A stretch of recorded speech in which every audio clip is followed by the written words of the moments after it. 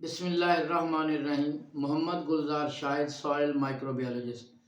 بنیادی طور پہ میں کھاد، زمین اور جراثیم کے بارے میں الف ب سیکھنے کی کوشش کر رہا ہوں۔ منکیرا سے احمد خان صاحب نے ایک سوال کیا تھا کہ ہمارے ہاں پیاز بڑے وسیع پیمانے پہ لگتا ہے، پچھلے 3-4 سال سے ہماری پیداوار 200 من سے بھی کم آ رہی ہے، اس میں پرپل بلاچ کا بڑا مسئلہ ہے، اسی طرح اس میں گلاؤ کا بڑا مسئلہ ہے۔ اگر ہم پیاز کی بات کریں تو اس پہ پرپل بلاچ کا مسئلہ بنتا ہے، اس میں لیف بلائٹس کا مسئلہ بنتا ہے، اس کے ساتھ ساتھ اس پہ اور کئی مسائل بنتے ہیں، روٹ راٹ کا مسئلہ بنتا ہے، گلاؤ کا مسئلہ بنتا ہے، اس پہ تھرپس بڑا اس کو نقصان پہنچاتے ہیں۔ تو ہمیں چاہیے کہ ہم پیسٹی سائڈ وہ منتخب کریں جو ہمارے مختلف قسم کے جو مسائل ہیں اس کو ایڈریس کر سکے، ہمارے مسائل کا ایک مکمل حل ہمیں دے سکے۔ تو اگر ہم مختلف زہروں کی بات کریں، میں نے اپنی پچھلی ویڈیو میں یہ بھی بتایا تھا کہ ہمارے پاس ٹرائازولز موجود ہیں، اسٹروبیلورن موجود ہے، ہمارے پاس حفاظتی زہریں موجود ہیں۔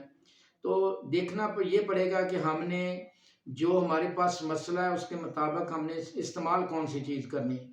جہاں بھی الٹرنیریا فنگس کوئی مسائل پیدا کر رہی ہے تو اس کے لیے ہمارے پاس ہیگزاکونازول اور مینکوزیب بہترین مکسچر موجود ہے۔ ہم ہیگزاکونازول اور مینکوزیب کا مکسچر بنا سکتے ہیں، ہم زوکسیسٹوبن جمع ٹیبوکونازول کا مکسچر بنا سکتے ہیں، ہم ٹرائی فلاکسیسٹوبن جمع ٹیبوکونازول کا مکسچر بنا سکتے ہیں، ہم کلوروتھینول اور ازوکسیسٹوبن کا کمبینیشن بنا سکتے ہیں۔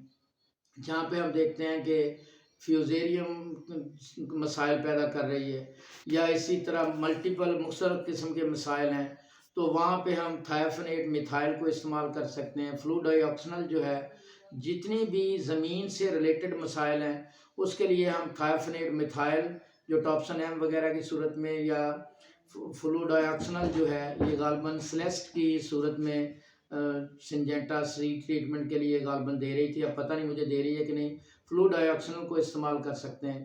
ہم تھائیوفینیٹ میتھائل جو ہے اس کے ساتھ کوئی ٹرائازول، یا خاص طور پہ کوشش کریں کہ جو حفاظتی زہریں ہیں وہ استعمال کریں۔ عام طور پہ ہمارے کاشتکار کرتے کیا ہیں کہ وہ جتنی بھی سسٹمک زہریں، گو سسٹمک زہریں بڑی اچھی ہیں، مثلاً ہیگزاکونازول جو ہے اس کے بڑے فوائد ہیں۔ ٹیبوکونازول کی بات کریں تو وہ حفاظتی بھی ہے، بیماری ہوئی آئی کو کیوریٹو بھی ہے، ریڈیکینٹ کے طور پہ بھی کام کرتی ہے۔